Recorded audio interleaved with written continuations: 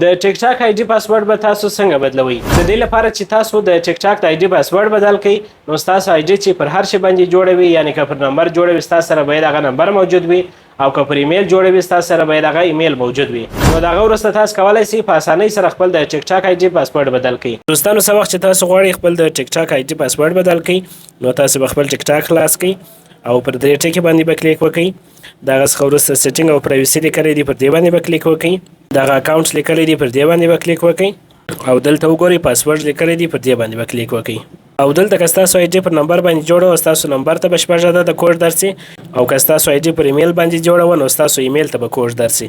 نو تاسو وینئ چې اوس زما نمبر ته یعنې وټساپ ته کوډ راغلی 500 د 500 نو دا کوډ به تاسو ورکړئ او دلته تاسو کولی شئ چې نوی پاسورډ ورته واچوئ او څه وخت چې تاسو نوی پاسورډ واچوئ پاسورډ باید 8 عدده وي او یو حروف پکښې کې وي یو نمبر پکښې کې وي او که چیرې قوي پاسورډ ورکوئ نو باید دغه لاندې کومې علامې چې لیکلې دي درته باید په دغه علامو کې هم یو علامه پکښې کې وي. نو زه راځم دلته یو پاسورډ ورکوم. دا پاسورډ چې مې کله ورکړئ دغه علامه وګورئ دغه علامه په مکمل ډول سره زرغونه شوله. نو تاسو چې څه وخت اکاونټ ته پاسورډ ورکوئ نو باید دغه علامه زرغونه سي. دا په دې معنی چې تاسو یو قوي پاسورډ ورکړی دی. دغه څخه وروسته پر نیکسټ بټن باندې کلیک وکړئ او ستاسو د آی ډي پاسورډ به بدل سي. دوستانو کوم ویډیو خوښ شوی ویډیو لایک کړئ د خپلو ملګرو سره یې شریکه کړئ او که پیج ته نوي راغلي یاست پیج درسره فالو کړئ. تر بیا پورې ښه وخت.